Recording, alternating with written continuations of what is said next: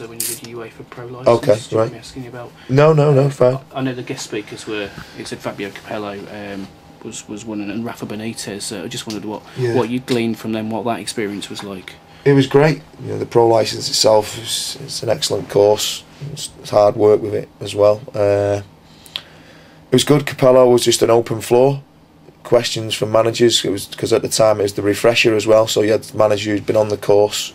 They tied it in. It was with the people who were actually on it. So there was managers from all over the country. Vast experience. It was an open floor with Capello.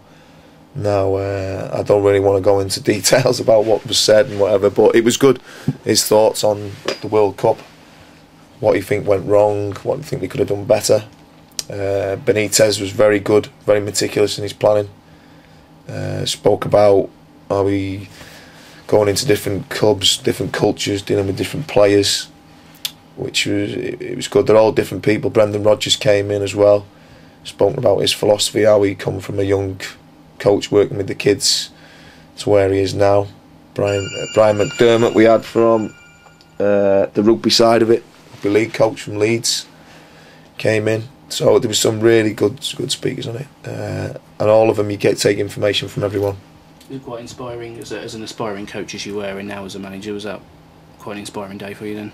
Oh, brilliant. We had 2 or 3 days, and the one was René Meulenstein, who did a presentation on how they prepared to beat Barcelona, which, just to get something like that, I won't then revealing details of what was said and what was, because that's not right, but to get that insight into a top coach and a top manager and club working towards a game like that, yeah, it was great, and the openness from all of the speakers was excellent, so you can't help but learn from that.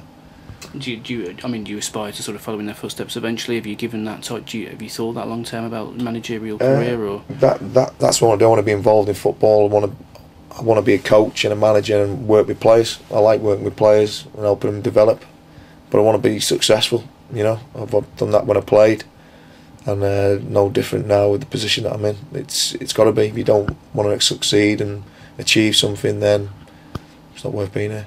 And who would you say have been the biggest influences on your the managers that are impressed the most, sort of information, the most knowledge? David Moyes was a big influence as a player, and then growing through, just the way, because he was a young manager getting into it. I had Stan Tennant as an old school sort of manager who taught me a lot of what it means to be a professional. Another one's along the way, Brian Little, loads, Billy Davis, his coaching, his philosophy and his intensity, the way he works, and all of them, you take a bit from everybody. Even players that you've played with who work for managers, you're trying to suck information out of everybody. They say the best coaches, I've heard before, I think Brendan Rodgers said, you've got to be looking at everything. You know what I mean? You're thieves, really. You know what I mean? You're taking bits. He's described that you're taking bits from everybody and then putting it all together, what you want, ideally. And that's the way I try and do it. I look at everything. Okay.